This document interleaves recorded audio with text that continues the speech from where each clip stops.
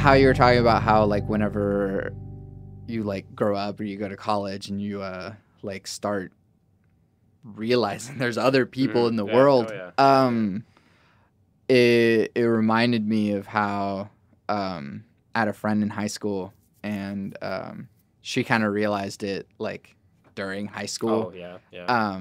So like people go through that religious or falling out of religion phase like at different times, and it happened to me really late actually. But for her, she was saying like, oh yeah, like how do you know that these people in India, how do you know that they're not right? Yeah. And given that I've like fallen into philosophy quite a bit, like that's the beginnings of the rabbit hole of falling out of religion. Oh yeah. But I was also thinking about how whenever we're younger, I took a developmental psychology class because I was doing music ed at UCO. And so whenever you're a teenager, your brain is still very egocentric. And so like you think a lot about yourself. And so whenever like if something is happening to you, it's like the end of the world. Oh yeah. Oh yeah. Definitely. Yeah. And I still like, yeah, man, like that's the worst because that's the worst time as a kid, like especially like that middle school time, like the awkward, like you're going through puberty, like the acne thing, like man, like you don't look attractive. No one looks good. Like I mean, and that's when kids are mean too because it's like you have the popular kids that all jerks to everybody, and but they're also. Oh, but also they have nothing to talk about either. Like there's just like we're just the best looking of the shitty ones. Like I mean, it's pretty much what it is. And they're also dealing with their own shit or whatever. But like everything that happens, you feel like you're under a microscope. It's like like if something, it's nothing bad. Like say like like you were walking through. I'm trying to think of something awkward that happened in middle school that like that kids being kids were dicks about and laugh. I'm trying to remember what something bad happened in school. Like I think a kid like he like wet his pants or something like that. He didn't mean to. Like he was like raised, which was ridiculous. Like I think he was like raising his hand to go to the bathroom and he didn't, and like the teacher didn't see it or something like that. And I just heard about this. Like it wasn't in my class, but like everyone everyone called that kid like pee pants or something like that. Like he's like, hey man, like that's not even like. Like, that'll fuck someone up. Oh too. yeah. Yeah, like because I mean. Another thing in developmental psychology, not from that class, but just from a documentary that I watched, there's like two things whenever you're growing up as a kid that can sort of cause like mental disorders. And it's either something happens that shouldn't happen or something that should happen doesn't happen. Some traumatic. Yeah. And so it's like, one is like a trauma like that, and while that might be like a small thing for someone who's like, oh, I peed my pants in class and everyone laughed about it, but like whenever you're at that state in your life and you're so like egocentric, it is the end of the world. Oh yeah, as you know it. Yeah. And so that can fuck someone up. And then on the other hand, it's like something doesn't happen that should happen, and so it's like, oh, like your dad wasn't available ever, and so it's like, oh, you just have this father figure that was always absent and you just don't know what to do with that, and so it's like something that doesn't happen that should have happened. And so like growing up and dealing with like religion too, Freud has this thing with like we look for, and Freud is very wrong at different times. But like his reasoning for why people seek out religion is because we're constantly looking for like a father figure. I mean, he's not wrong, I guess. I don't know. Like, who's to say he's wrong about that? I mean, I can kind of see his logic in that. Like, But then, so whenever I had my falling out with religion, I was probably like more immersed in it because like I was raised Catholic for one, and so I mean every denomination has like its own like inner culture thing going, which doesn't make sense either to me, but whatever. Right. But like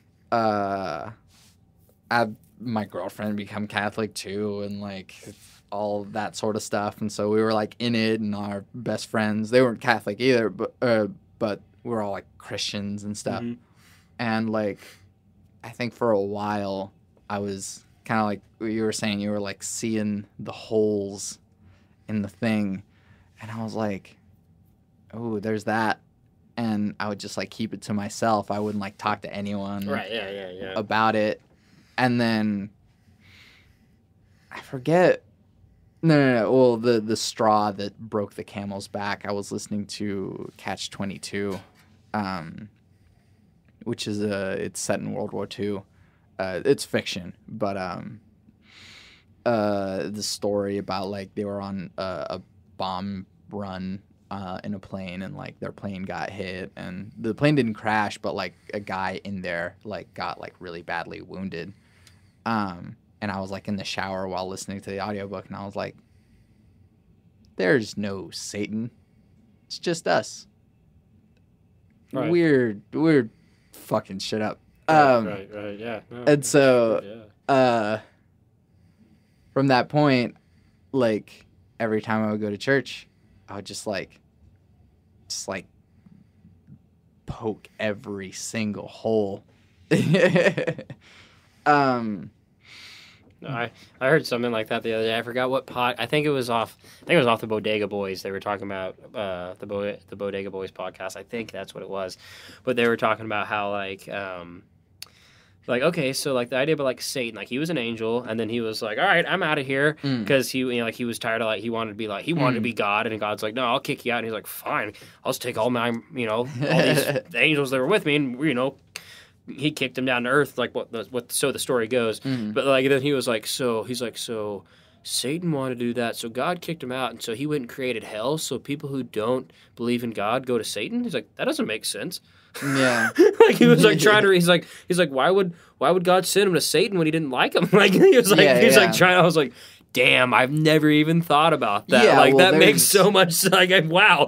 there's a lot more because and this is the thing that like the more that you put any sort of logical reasoning into these dogmatic types of things, it's like, all right, so Satan is hell Satan's place? Is hell the because if it's hell Satan's place, I mean, is it really that bad? Like, I mean, is it really as bad as like? Is it really like a fire? Like, is it like? What if he's like, nah, man, we coming down here and we should play metal music? Like, I don't, like, I don't know, like, and there's this thing with I mean, I'm like full on atheist, but like, there's this thing with atheists that like tend to embrace the idea of Satan.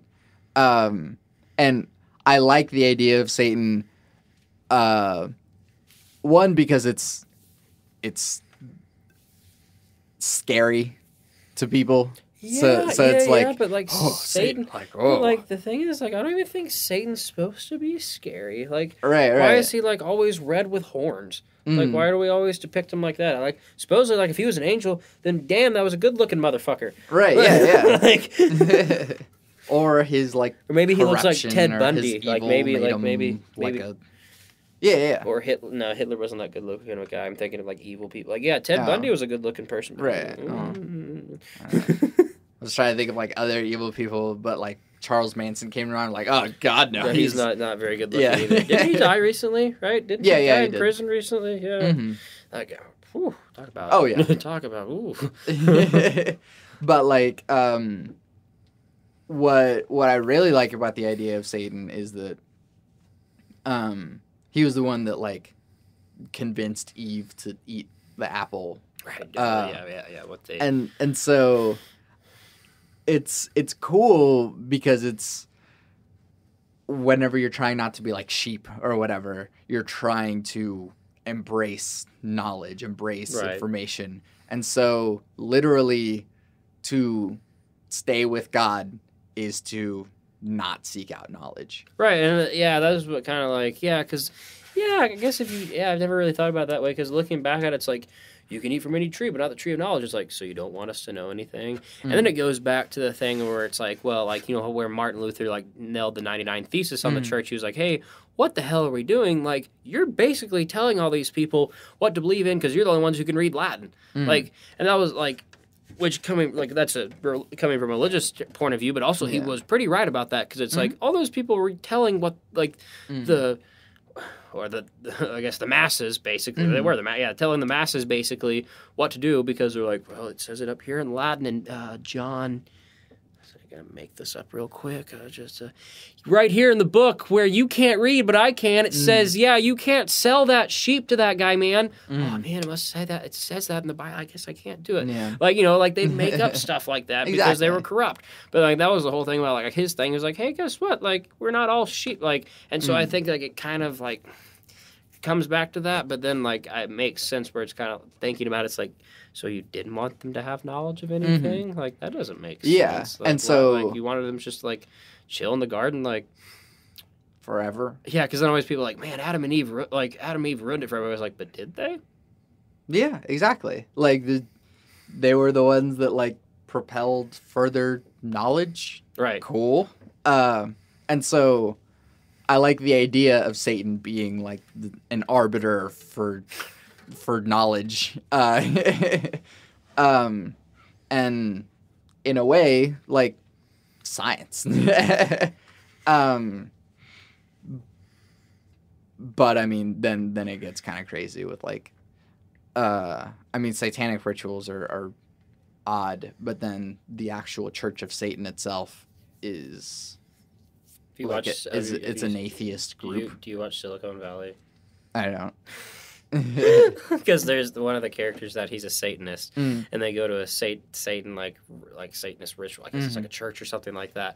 And like there's a hilarious scene about it where like the guys he's like now we're gonna thank Satan for the bountiful dinner of Chick-fil-A. He's like, I know it's made by those Christians, but man, can they make good chicken? Yeah. By the way, Chick-fil-A still hates gay people. Right? Yeah, that's true. That is true. I don't know why. Like, what's the point? Like, yeah, you guys have pretty good chicken, but like, why? What's wrong with gays? Like, well, it's because of the Bible. That's actually why. But yeah, but then that it's like, where does it actually say that in the Bible? Leviticus and there you go, the Old Testament. Yeah, well, it's also in a book written by Paul. Something about don't lay next to another man or something like that, or something. No, the translation is fuzzy in that there wasn't a word for homosexual back then, and so it actually pertains to like effeminate male prostitutes, and so it was like culturally significant to the time. Right. It was also Paul was kind of saying like, effeminate male prostitutes can't go to heaven, and if you pay for getting an effeminate male prostitute, you might not either. I don't remember specifically that one, but I do remember the effeminate male prostitute part. So it's just kind of. Also, the thing comes back to that. It's like you realize he was writing those letters to like actual like places, not you. Those were things that are happening in that time. So, like, what you're like, oh, we can't do this because, like, no, he was telling those people in Corinth what to do. Like, it wasn't not to you. Like, that was like a message to them. Like, hey guys, like this is what like. That's what I understand. Either it's like also that was 2,000 years ago, so like nothing's even close to being like the same as it was then. I mean, there's still like values that you can get out of it, which is good. Like, oh, cool. Like, don't hurt people, give some food to the person who's starving. It's like, hey, these are genuinely nice things to do. And like most of the parables are that. Like most parables are pretty much like feel-good stories about like basically doing the right thing. Like how you don't be like what is that one where it's like the rich people like in the church, they didn't give any money to that lady who needed something, and that one person, they just had one coin and they gave it to a person who needs something, and it was kind of like, all right, so you rich people, have all these money to spare, but this guy who had the only thing he had, he gave it up some like kind of, it's like, okay, well that's actually like just being a good person. Like that just comes back, it's like that's just not even like religious, that's just being a nice good general person. Or the Bible's encouraging socialism. Right. I don't know. Yeah, I don't know. But then I was thinking of Chick-fil-A still. Like how well the reason they still like it blew up, I think like a couple of years ago. That was like 5 or 6 years ago. Yeah, I was in Georgia at this time when this happened, so ooh, man, those Southerners down there, yeah, I have some family from Georgia, and they're kind of messed up in their beliefs of stuff, but were they just kind of like, screw them queers? Yeah, basically it's like, because like what they were doing is like people were coming inside and like kissing. Like what? It was whatever. I think it was like I think this was like 2012 or 2013. I think it was like 2012 when this happened. And people were like coming to the restaurant like kissing because they're like we're not gonna serve gay people. Or, all right, we'll kiss in front of you. And I thought that was kind of funny. And they're like, that just makes me sick. That's disgusting. I'm like, what's so gross about it? Tell me what's gross about it. Because you're not into that, so it's gross. Yeah. That's rude. Yeah. That's rude to think that way. Just because you're not into that. Yeah. It comes back to the whole thing about being open-minded. Like, that drives me crazy about, like, both parties. Both Republicans and Democrats both say, like, we're open-minded to people. It's like, no, you're just open-minded to your side's beliefs as long as they mirror yours. But guess what? If it's not like, you're not open-minded because you don't want to hear what the other people say because you would work together if you were really open-minded. That's like, really? Yeah, and so I'm pretty sure that Chick-fil-A still donates to... I mean, they're Christian-owned, I know that. I mean, that's why they're closed on Sundays. Right, but they still donate to, like, anti-gay organizations that, like... Of course they do. Right. Of course they do. And so, like, their charity donations that Chick-fil-A is giving out is going to, like, conversion therapy with, like... Yeah, you got to pray away the gay. Yeah. I always love how ridiculous that sounds. Yeah. We're going to pray away the gay. You're like, how? Right. Or how does one pray away the gay? Or if you're a really fucked up place, they do like electroshock therapy, which is just sick. Yeah. Satanic, if you will. Sadistic. Yeah, but yeah, I mean, but damn, it tastes so good. Yeah, that's the other thing too. That's the other thing, bummer too. It's like hungover on a Saturday or hungover on a Sunday morning. I want a spicy chicken biscuit. No! Yeah. Or it's just something with Chick-fil-A sauce because Chick-fil-A sauce is so good. And it's like, you guys are closed on Sundays. Just like hoard a whole bunch of them. Yeah, I think you can make it yourself. I think, was it like honey mustard and like... I would be surprised, It's like honey mustard and some spices or something like that. It's not that complex. Yeah, I think I have the recipe for cane sauce somewhere in my phone. Cane sauce is pretty much the same thing. It's like Thousand Island or something. It's like some type. It's like Thousand Island or something like that. Like, yeah. If you want a good alternative to Chick-fil-A, Cane's pretty good. It's not the same. No, it's not the same. But see, like I always get in debate. Like people like. So like, do you think Cane's is the best chicken, like chicken strip wise? Because like. I do like Cane's chicken, but man, Chicken Express has really good chicken strips. I've never been in Chicken Express. See, and a lot of people don't say, they're like, "Oh, I've never had chicken." It's like, their chicken tenders are really good. Oh yeah, I've never had Popeyes, and I've never had Church's chicken. Okay, I've heard Popeyes is good, but I've never had Popeyes. Popeyes is like incredibly. I love the range of this podcast. Popeyes and kind of Church's as well. Are both like very, very greasy. Okay. Chicken Express is kind of greasy too, but like not really. Like well, they serve it like what you get. Like you get like if you get like the number one meal. It's like a 4-piece tender with 2 sides, and they put a thing of gravy in there with it. So you're like, yeah, this is probably not the best for you. But I'm so good though. Right, not the right. I'm not a gravy fan, so I'll just toss the gravy out. But still, like it's just like greasy fried chicken. It's just delicious. Yeah. Like I still remember whenever I first came to the United States. I was born in Venezuela and came here the day I turned 6. So whenever I first came to the United States, I think we had Popeyes, and I kind of vaguely remember like having this perception of like, oh, like America is all like greasy food or whatever. Right, yeah. And I remember like even the biscuit like made the napkin see through. That means the food's good. When yeah. That means you got good eating there. That's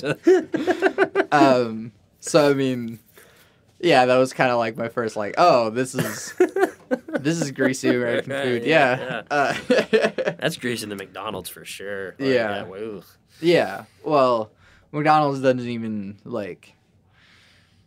I don't know how you can. And I mean, yeah, I've had McDonald's in the past, maybe not in the past year, but even still, but I'm gonna call out my own hypocrisy whenever I see it. But you can't be a self-respecting person and still go to McDonald's, like. Right, that's true. Yeah. Like, given the everything, like, just enough about terrible mistreatment of like they're the terribly paid workers and mostly illegal, and then how their farms are supposedly now they're like going to sustainable new like real beef, like not real beef, fresh, not frozen, like because like they used frozen patties, but now they said they're switching to all their American stores are going to be fresh beef because they're trying to like compete with like Wendy's and people like that don't freeze it either. Yeah, but I mean like still like mostly plastic probably. Oh, I mean yeah, I mean it's still not stuff that's not great for you. Like, yeah. But I mean, live fast, die young, right? McDeath, like it is McDeath. Like my friend, like we'd either call it McDeath or McDill holes, because like it's nothing good's there. Like it, right. Like it's still like it's so good, but it's not good. Yeah. Well, some evening that. I mean, like McDonald's breakfast at like coming back from the studio, like 1 a.m. is delicious though, especially because that's the only thing that's open too. Right, so it's right. Like, oh, yeah, sausage exactly. Biscuit, like this would be good. Yeah, well, that's the other thing. It's like some night whenever it's like didn't have dinner or something. It's that's like, the only thing man, open. The only thing open, yeah. A McGangbang sounds so good right now. Oh, those are delicious too, man. Like, you had to do the spicy McGangbang though. See, I get the spicy McChicken, not the regular McChicken, because it's like so much better. Yeah, well, I guess it's kind of what we get, being like poor musicians, and I mean, the other day got off work at 10. It was on Saturday. Got off work at 10, and like it was Saturday night at the mall, so it's. I guess we go to like Taco Bell. Right. Yeah. But honestly, this was actually the first time that I had food at Taco Bell, and I was like, no, this was not good. This has not hit the spot. Taco Bell's only good when you're really drunk. That's the only time Taco Bell's. See, well, I don't drink. Okay, well then, yeah. See, like that's really when you're really drunk. Taco Bell is great. It's interesting being on like the other side of the drinking, like, because just because I don't drink doesn't mean I don't like to hang out. I love being like having other people loosen up. Oh right, yeah. But exactly. Like, or other people getting high too, because as per this podcast, I'm capable of high conversations without being high. Right. And so I love hanging out with people, and because then I can like, I could like unleash and start asking all the high questions. Right, yeah, just kind of see where they go. Right. But I get weird questions or like weird looks whenever I'm like, oh yeah, I don't drink and I don't drink coffee even. Oh really? You don't drink coffee? Yeah. Which is man, I have to caffeine. Like, I don't drink caffeine to start my day off either. Whoo, not good. No, I think I drink tea, but I don't really notice like the caffeine. Oh, right. And it's probably because I just don't drink it in a regular fashion. Yeah, that's true. That's definitely true. Yeah. And so I'll notice like I did last night whenever I was like still on adrenaline from freaking so much loud yelling or whatever. Right. Yeah. For a rehearsal, but like other than that, like substances don't really. Some people are that way. So yeah. I mean. But I don't know how to approach like playing at bars either, because like I haven't played very much yet. But I have played at bars, so it's kind of like, do I tell them to drink? Oh yeah, you definitely encourage them to drink, because if they're very drinking, they're definitely gonna come up and tip you more. Yeah, they're gonna have a good time. So definitely, and I definitely always remind them to tip their bartenders too. Yeah. No, I do have that in mind. I kind of asked about this in the band podcast, but like what's some of the live performance stuff that especially for me, like about to start playing a lot more, what's some stuff that I should keep an eye out for? For me, I guess it's a weird question coming from me because I'm all the way in the back sitting behind the drums. Right. But like, always trying to keep the energy up, because you know if you're into it and you're having fun, the most likely the people watching you are going to be into it and having a good time. If you're showing your intent and enthused playing in it, and like actually like having a good time and being in the song, losing yourself in the song, will let people be like, okay, well then, like if they're enjoying it that much, I'll actually like listen because they're having a good time. But like we played this past Friday, we played I was telling you about it, Bison Witches at Norman, and we there was this dude that I think we were in like our second song. We started like our second or third song of the night, and like where the stage is in that place, like where the drums were, like the stage was like right next to where you walk into the door, and there was a railing up, and so like where the drums were was like right where you walked in, so you like walked in and saw us on the stage to the right, and then the whole restaurant was just. You just kept walking, and there was a restaurant and bar, but we were like right in the front, right when you walked in the front door.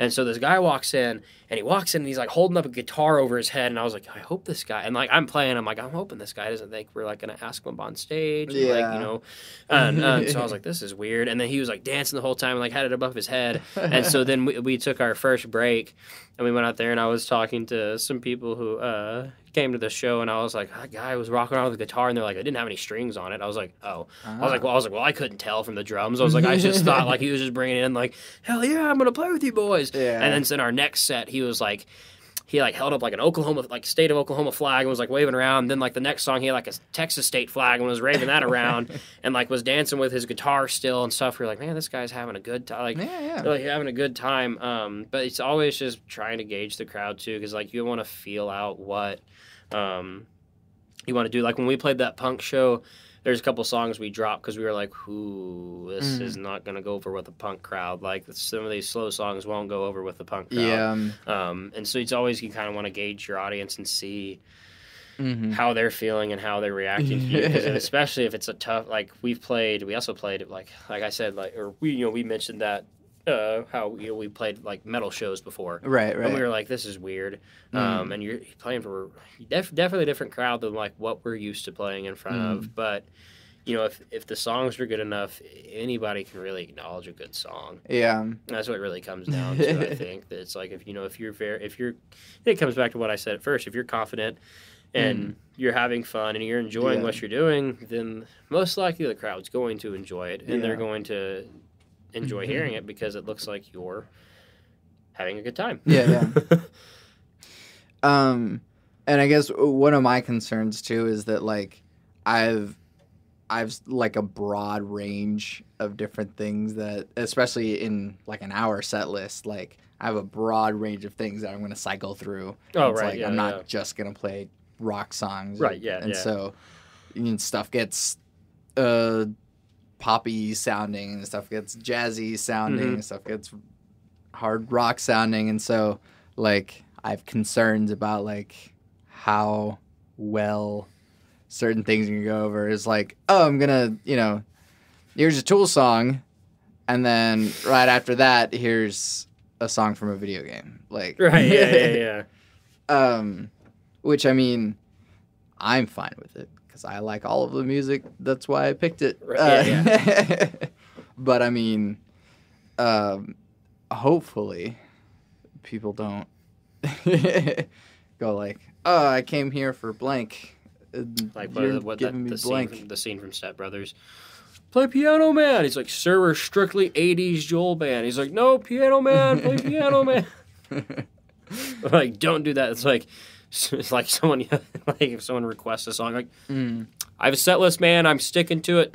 Fuck off. Like, that doesn't work. I think like that can work. Like, you obviously wouldn't say that, but like you could be like, oh, sorry, sir, we have our own stuff. But like, I guess if you're playing by yourself, I guess like for you, like definitely learn like the bar songs because people want to hear those bar tunes. Like there's gonna be like someone that yells. Obviously, someone's gonna yell "Freebird," but that's kind of hard to pull off by yourself. Right. But, like, well, I'm with a band right now, at least. But but just doing like pretty much like especially if you're just playing like you an acoustic guitar, like definitely learn like the bar tunes because people kind of want to hear those, especially if it's just a guy in a guitar. They just want to hear like good old like country bar tunes and like soft rock stuff. I don't know. Especially playing around here. Right. Yeah, it's hard because art. I take art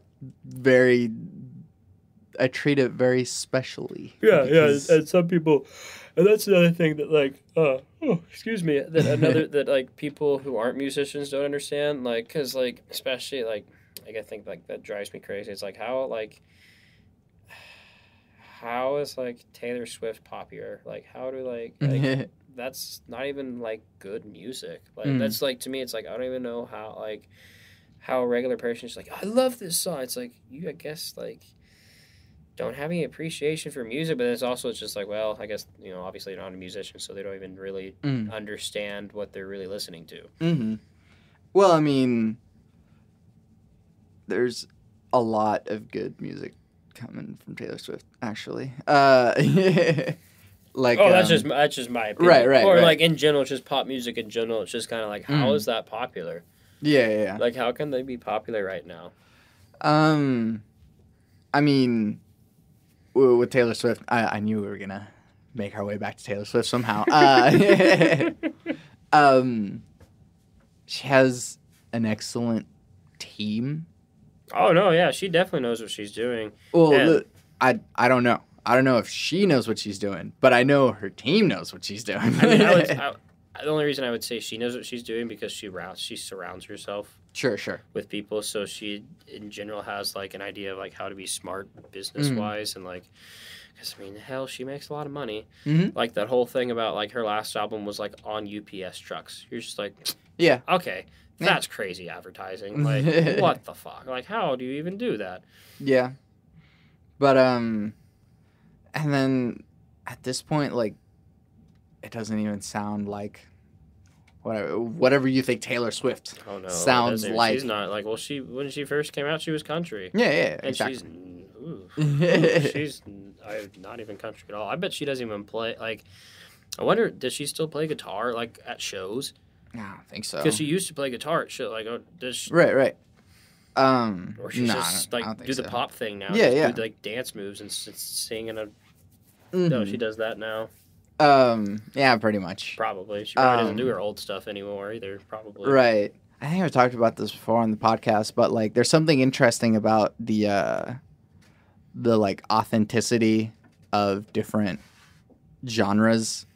And so like whenever it might have been a class or something that we talked about it, but like if Tim McGraw, like, you know, he sings these songs about being country and stuff, and then he like gets off stage and gets in his smart car and drives to his apartment, and like if you like add those layers of things, then it's like, oh, ugh. Like if you tell all of the audience that like, oh yeah, he got in his smart car and drove to his apartment and then watched Netflix and watched documentaries about GMOs or something, or like watch Planet Earth 2 or something. Yeah, exactly. Then it's like, oh yeah, I don't want anything to do with that.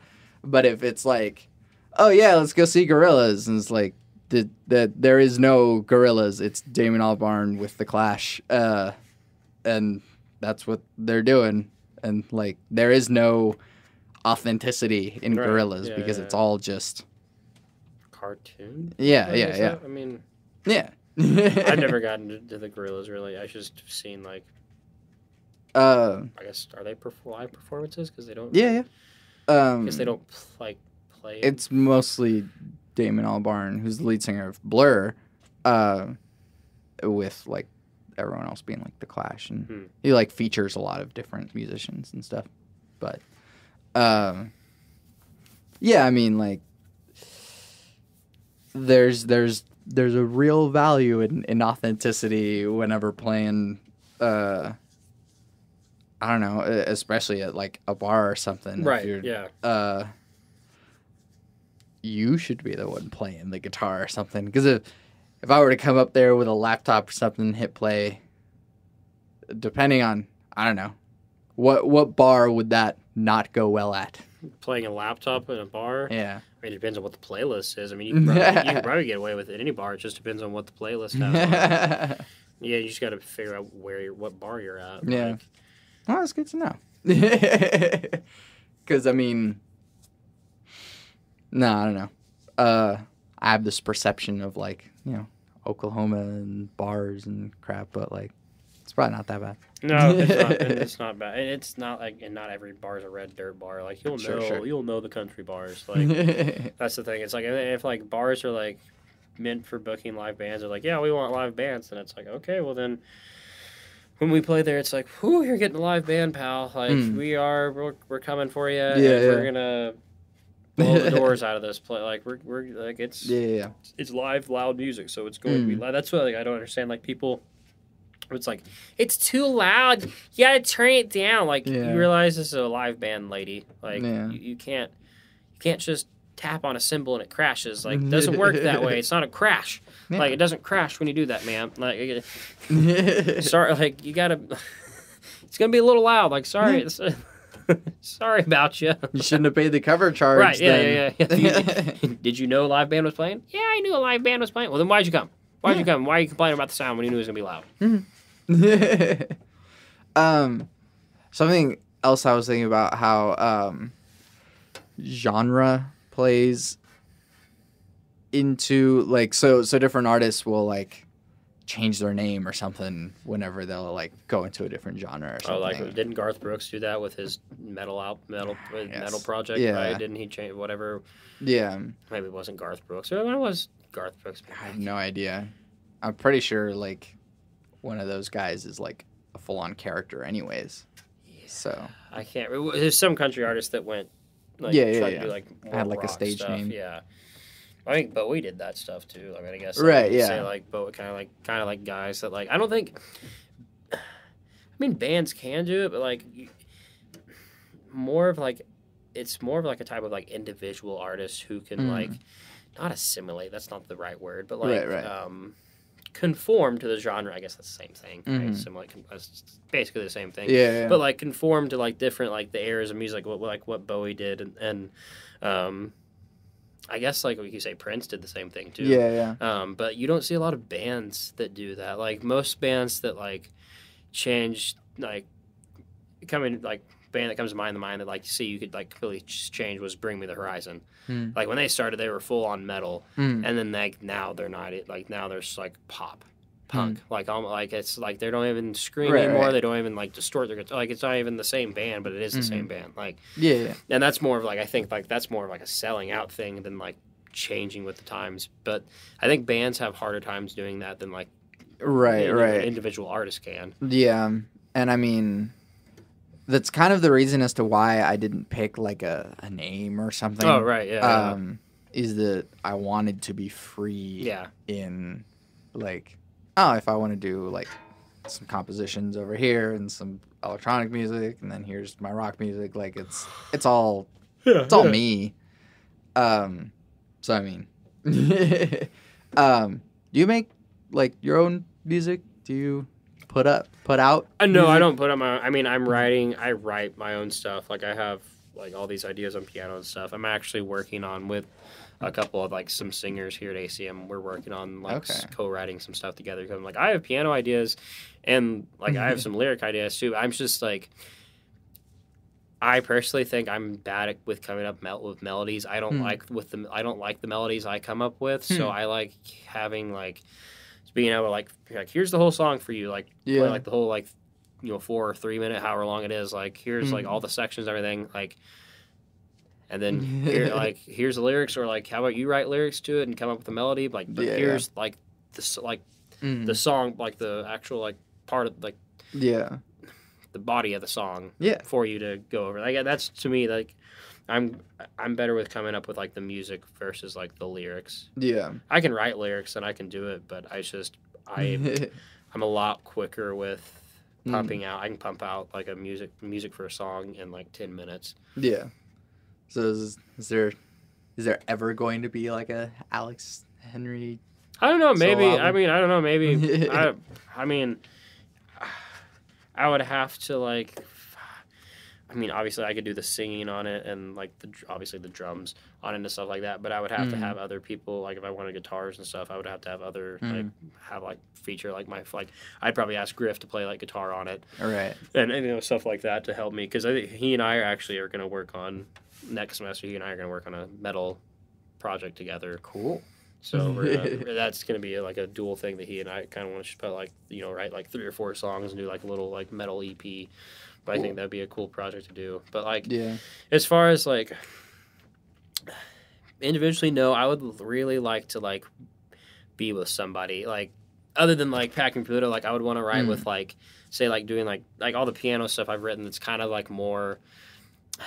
I guess like Billy Joel. I don't know. Like I wouldn't call it. I guess it's contemporary. I don't know, contemporary. I guess. Like it's not really. It's not really in a genre. Like, but like I would want to like have like. I mean, it'd be a girl. Like the idea would like have like work with a girl and like being like kind of like not like John and June, but like like the type of thing like that where it's like. I'm like playing the piano, like doing like all the instruments and stuff, and she's singing and like doing the lyrics. I think that would be kind of cool. Like I've always thought it'd be kind of cool to like work with a girl, like work with like doesn't have to be a girl. I would like to work with a girl just because I think I think it'd be cool to have girl singing. I don't know. I kind of like. Well, that. no, I get that sentiment too, because there are a lot of times when like I'll write something and I'll be like, this is much better on a female voice. Yeah, and that's like the kind of idea is like I think like a lot of stuff I write for like pianos like would work better for a girl singing it anyway. So like that's what I was like thinking. Like I would love to work with. Yeah. A vocalist, like a female vocalist, because I think that would be just so much fun. Because I think it'd be really cool to create stuff, which I'm working with someone right now, so I think it'd be kind of I'm excited to see what she and I can do to what it sounds like, because like if we do stuff like if I do stuff like that, like I'll sing on it too. Like I don't like singing on the Packing Pluto stuff. Like I'll sing in the studio, like I'll record harmonies with Daniel in the studio because I can, but I don't like singing live because I grew up in church playing drums and singing and doing it, but I just don't like. One, especially like the mic's in one place and you have to stay there and you can't like move around you can like get into it. So it's just it kind of for me it takes away from like my drum parts. Yeah. So I don't like to sing live. But like if I did this project, I definitely would be singing with whoever ends up being with I end up working with. But like that's another goal I kind of want to have too that I've kind of come across like in the past 3 years or something, like other than like this band, I kind of want to have like another like individual like solo thing that I'm doing that also is different from packing for Pluto. That has a different sound. So I think that's something that I kind of have been, working on a lot recently. Yeah. Well, I mean, since you have like such a like metal influence, do you think that like that's where you would lean, or do you just for like individual like writing, like for like another project? Yeah. Oh no, like if I'm doing like metal stuff, like I said, I'll probably like the project that Griff and I'll work on is a metal project, and I would definitely like be hands down. I would join a metal band, play drums in a metal band for sure. But no, like this would be something completely different. Like it would just be kind of like my idea behind it is kind of like mellow, like kind of like not surf rock, but just kind of like hanging out, like listening to like just some good, like just chill, like not piano bar music, but just kind of like that has like a good groove and just like good vibe, like I guess like a good vibe music type stuff. Like it wouldn't be anything crazy like complex. It would just be kind of like hanging out, like songs about real life. Yeah. Like and because I want to write songs about like I think it's really cool to write about stuff that like you can do like the cliche shit like like love and stuff like that, which we do. Like we have back in Pluto songs, 2 of them are about love, 3 of them are about love. But like you can do that. But I like being able to write like I want to be able to write and working on myself as a lyricist because I really like I want to be able to write stuff that comes to my mind and like write about like real issues and stuff.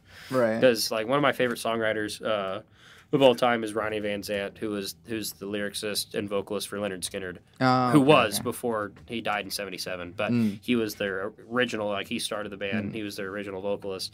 And what I really like his idea, like he didn't write any of his lyrics down when he wrote them. He said, if I can't remember in my head and singing them back when we played the song, they're useless. Like if I can't remember, and I'm like, wow, that's so true. Like if your lyrics, like he's like, if they're not good enough for me to remember, they're not good enough to put on a piece of paper. And like that's so true. Like if you like I've just that way of thinking, it's so cool because it's like, man, it's a next level way of thinking about stuff and like a way to approach it. But I like all the songs like that he wrote. Of course now like people associate them with like like Confederate flag and stuff like that, but like back then he wrote he wrote a song about gun control back in the 70s, and they were a band from the South. You wouldn't think that a guy from the South would write about gun control, like and he'd write about like real life issues and stuff, and like not doing like like don't do heroin, like all everything that was going on. It's like everyone thinks this is so cool, but it's not. Like it's just stuff about like real life and general stuff. So I mean, like that's what kind of like I want to get into, like more working on lyrics that kind of like can help like people relate to like everyday stuff. Like not just like write a love song, not just write it like. Yeah, I actually find it hard to write love songs. And I think it's really easy to write a love song because you can like relate to like the heartbreak. So you can just like go off like your heartbreak and like write like I mean that's kind of like being I guess like I don't want to say pansy, but like being like a bitch about your feelings, like I'm so heartbroken, I'm gonna like like type of like thing like but it really is easy to bitch and complain about that stuff in a song about she left me, this is sad, like all this, like it's easier to write a song about heartbreak and love than it is like that's what like I haven't felt that way in 8 years. Oh no, I haven't felt that. Yeah, I haven't felt that way, man. I don't even know the last time I had a girlfriend. Like I don't even I'm so like happy with being single that it's just like this is nice. Like it's nice living by myself and not having to worry about anybody else. But going back to that. But like I want to be able to write lyrics about just real life and topics that like people can relate to. Yeah, it's just stuff that about like be able to tell a story with a song, and that's like the hardest thing for me because I think that's so cool when you can tell a story with a song. Yeah, that's actually a lot of what I've been trying to do lately. I fell upon doing it. And like at first it was just kind of like here's a song about something, but then it started being a story, and so I kind of like caught a trend of like writing, like hypothetical stories. Like I just make up a story, and this is the trend of the song, this is the feeling of the song. So like one of my favorite songs that I've written is called Late, and it just like came to me in a weird way. Like sometimes songs take like a long time to just crank through it, but this one's just like, here's this, here's the next thing, here's the next thing, so nice and it's done. Yeah, it's so nice when that happens. But like, it's like a story about trying to get to a funeral of a family member that you didn't get to know well enough. And like, I've never had a family member pass away that I was close to or anything, or wanted to be close. Like, right, yeah. But like, the story was there, and I'm like really proud of that song. Oh because yeah, it tells the story in a cool way, and so I've taken to writing hypothetical songs, which is a lot of fun. Because that way you're not relying on, your own life experiences. I'm weird. I went to school, and then I graduated from high school, and then I continued going to school, and I'm still in school. So it's like, what kind of experiences do I have? Right. Yeah. No, that's what I know. There's the Steve Miller Band song "Take the Money and Run." The story about it's literally it's like the songs, like the very first lines, like, here's a story about Billy Joe and Bobby Sue. It's about like two people robbing a bank, but it's like a comical song. And it's just kind of like, that's something that's like, that would be fun to write too. It's just something like goofy, and we kind of did that like on Pack and Food, like our song called Bum Bum Bum's kind of like goofy. Like, this guy is the world's apocalypse is happening, and he has no idea because he's too into the music. Like, kind of like goofy that way. But like, I just kind of like the idea of like being able to tell. I think it'd be funny to have like a funny story to tell in a song, because it's like, and like and like it, not be, like it could be like a long joke, like where the punchline's like right at the end. I think that would be kind of a really cool like way to write a song, and they'd be like, you're not expecting for something funny to happen at the end. And it's really cool to do that too. Whenever you're telling a story with a song, I really appreciate it whenever songs have choruses that, like, whenever you change one word, it like progresses the story. Oh yeah. Or like one or two words, it's just like, hey, the chorus is just slightly different. Still instead the chorus, of like but fear, like instead of fear, they said like found or something. Yeah, something exactly. Like that, where it's like, oh, they kind of changed like the idea behind the I was on the second one, or at least I try to ask for the last thing is instead of what advice, what have you been watching, listening to, and or playing, if you're playing video games, that you like want to so tell I'm big people about? are you I fell into this rabbit hole last summer. Like, have you seen like The Flash or the Arrow or any of those TV series? Yeah, I got into that because all those are on Netflix. Like like the Arrow, The Flash, and like Legend and Gotham.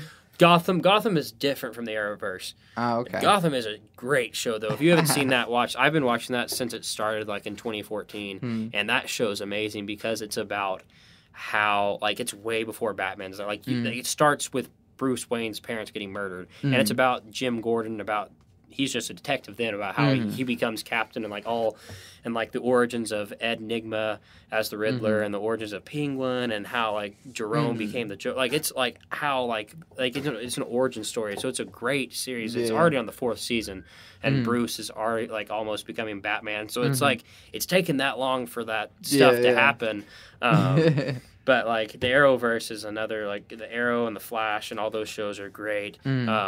But I really like, I guess what I've been really getting into lately. Like, I have a PlayStation 4, but like I only play like a couple video games. Like, I'm a huge FIFA fan. Okay. So I'm almost always playing FIFA, and I also like I got the new Call of Duty game. That was a fun one. That was a while ago. I'm really World War II, right? Yeah. I'm really waiting for Red Dead 2 to come out. Like I already pre-ordered that, and it's supposed to come out like I think in April. It's coming this year, yeah. Like I think he's like the guy told me at GameStop it's spring of 2018. It's later. He said spring of 2018. That's what he told me. So it may be like June. I keep up with these dates. It's like I think, or he may have just told me that, so I would pre-order it. Yeah, well, it might be summer or like late summer, like August or something. Well, when he said spring, he may have said meant June too, because June's technically still in the spring. Sure. So he could, I don't know what day it was, but he was just like, it's coming out in spring, and I was like, sure, I'll put $10 down for it, whatever. But I also got like I've been playing Wolfenstein recently too. That's a pretty crazy concept to a game. Oh yeah. It's a real weird story. You're just kind of like, wow, if the Nazis did win World War II, ooh, this would be like, ooh, it'd be fucked. Yeah. But yeah, those are like those are some TV shows. If you have time, like I did, I binged them all over the summer because I had a part-time job, so like I didn't work on Tuesdays and Thursdays. Nice. So I literally just watched binge those, and they're like 42 minutes an episode. But like I got into them because I'm not a comic book fan, but I like DC better than Marvel, so I've always liked Superman and the Flash and Batman, and so I was like, yeah, I'll watch these. Yeah, and they're really good shows. Yeah, and like the actors and everyone are all like good. It's a shame that the movies are. Oh, I know the movies are terrible. Terrible. Wonder Woman was good. I liked Wonder Woman, and I liked.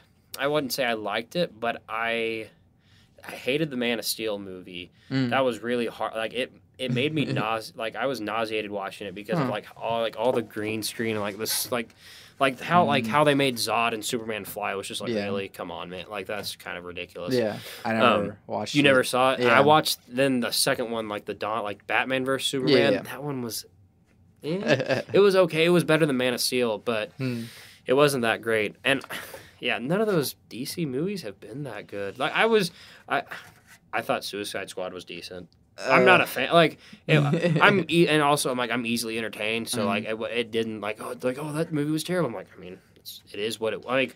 I watched it and I thought it was decent. Like it. Sure. I won't watch it again. But I didn't think it was like, oh, that's awful. Like, you're not watching these to like.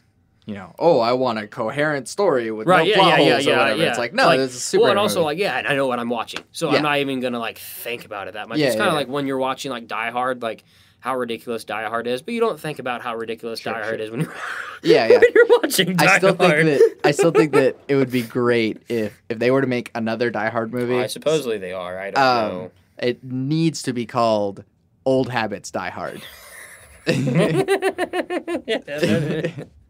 The last one they made was Live Free or Die Hard. Live Free or Die Hard, yeah. Where the dude who, I'm a Mac, was the... I never watched Live Free or Die Hard. The guy who was like McClane's, like, I guess sidekick. He was like a hacker. He was the dude from the, remember like, I'm a Mac. Oh yeah, I'm a PC. Yeah. He was the guy who was a Mac. Yeah. Oh, that's funny. I can't remember. He was also the guy who's in Accepted. The movie. Yeah. That movie's funny. That's an excellent movie. Where do we get, take the order for a dozen kegs? What did they say on the phone? Oh, you said a dozen eggs, Mom. I don't know why, but I'd seen that movie like so many times. That's a good movie. Like, that's like Jonah Hill's like one of his first movies. Yeah. He's super young in that. so good. And then listening to, what are you? Listening to? I guess I said like when you had the band on, I said I've really been getting into Jason Isbell lately. I never thought I'd be saying that, but like I really do dig his stuff, and I've been listening to a lot of like stuff I have to do for school band. Sure. I have to listen to those songs. I don't want to. I've been kind of lazy with my school band stuff, so that's my fault. I probably shouldn't be lazy. So I need to learn my stuff, so I've been kind of lazy with that recently. So listening to like we're doing like Champagne Supernova by Oasis, like we're doing so like listening to that song. I'm like listening to like a Journey song. I'm not a Journey fan, so. It's hard to like listen to some stuff that you don't like. You're like, I don't like playing this. I have to listen to it. Like I think that's the hardest thing. But like choosing, like listening wise, I mean, been listening to a lot of Pac and Pluto stuff recently because I've been working on mixing and editing stuff. So I've been listening to a lot of our stuff, a lot of our new stuff recently.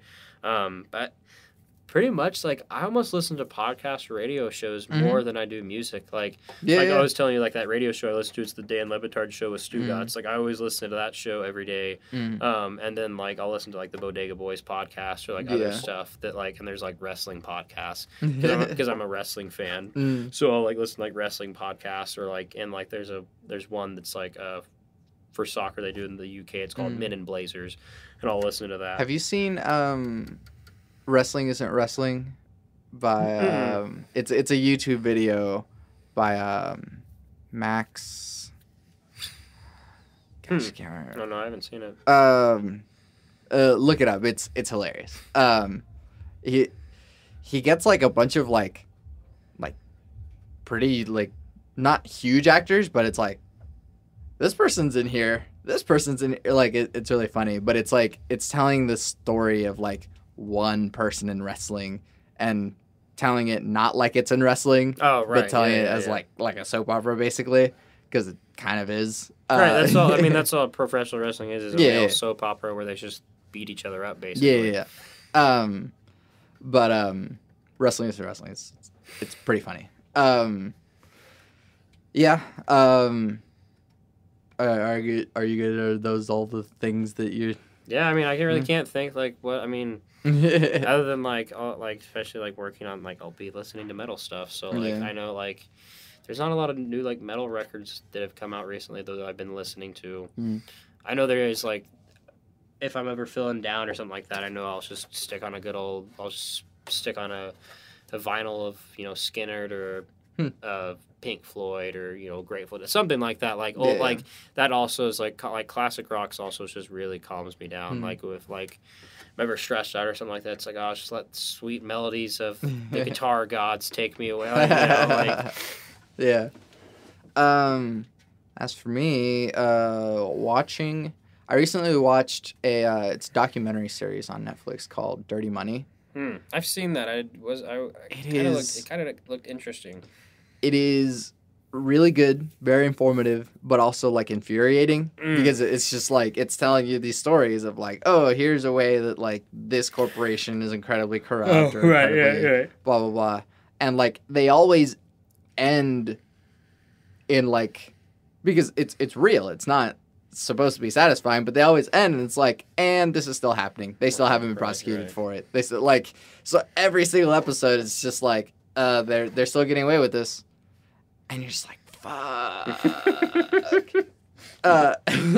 Black Mirror, have you seen that? Yeah. See, I watched, was it the very first episode? The one where he has to fuck the pig? Yep, that one? That's the first episode. Yeah, and I didn't think, like, I was like, they're not going to show this. They're not going to, and I was like, wait. And, like, they show him going in the room. I was like, nah, I'm fast forwarding this. So I was like, nah, I'm good. I'm not. And then, like, I just fast forward to where he's, like, throwing up in the bathroom. I'm like, yeah, I can't believe they showed that. Like, good grief. But I haven't watched another episode, but I hear that's not like it's not episodic. Like each episode is different. It's like Twilight Zone. Yeah.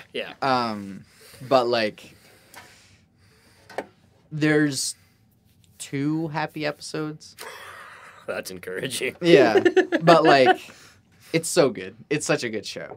I like the episode. I was just like, man, that's yeah. Because I was thinking it was like what I've heard of. I thought like you could kind of like watch like 2 or 3 episodes, and I was like, "Ooh, I don't think I can take another one." Like, it's just so intense. I was like, I think they're just kind of like you only can like watch one of these intense. At a time. Like, they're pretty like. But yeah, I haven't watched other than that. I have actually been watching RuPaul's Drag Race All Stars actually, because drag is awesome. Like, I mean, some people like you're into wrestling, like drag is awesome. And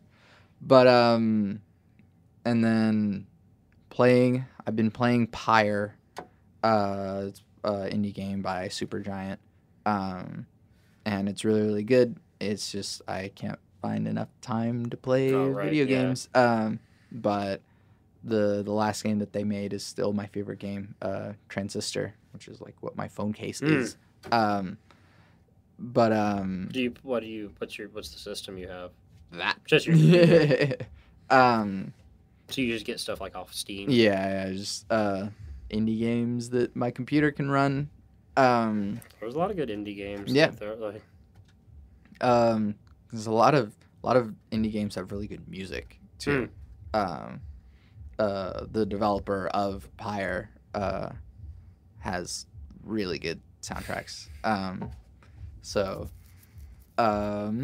then what else? Listening to, I haven't been listening to much music either.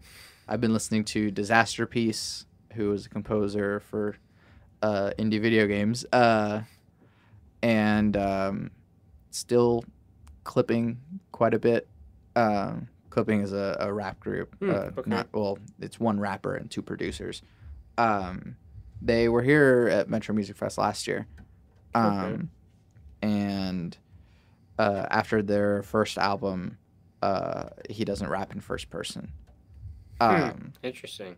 Yeah. So, and then their third album is a concept album that is an escaped slave on a spaceship in the future, and the AI falls in love with him. Okay. All right. It's great. It got nominated for a Hugo Award. Yeah. So there's that. But I've been listening to I've been catching up on Philosophize This, which is a philosophy podcast.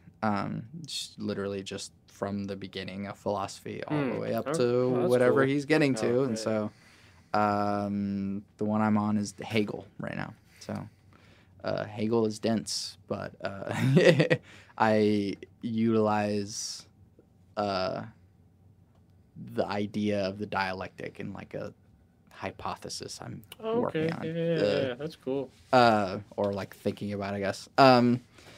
Anyways, this is enough rambling about stuff. Where can you find you and your things? I'm on Twitter at Who's Henry Alex, and then all the Packing for Pluto stuff. We have a website, packingforplutomusic.com, and then everything's just at Packing for Pluto for all of our social media handles. So that's same music. It's fun. It's cool. It's groovy. It's different. Yeah. We don't stick to the same genre. So yeah, it's fun. And then I might be singing for you guys, maybe for a little bit. When our singer leaves. So yeah. So that should be fun. I need to continue to just like listen to the stuff on repeat is what I need to be doing. And then, so I'm Santiago Ramones. I'm Alex Henry. You can find all the stuff that I do on my website, santiagoramones.com. I make music, which you can download or pay for on Bandcamp. You can leave reviews on this podcast through the podcast app, or leave comments on the website or on YouTube. Let me know what you think. And I always end my podcast with my 3 things. They shape my life philosophy. Those 3 things are: love never fails, it's going to be okay, I might be wrong.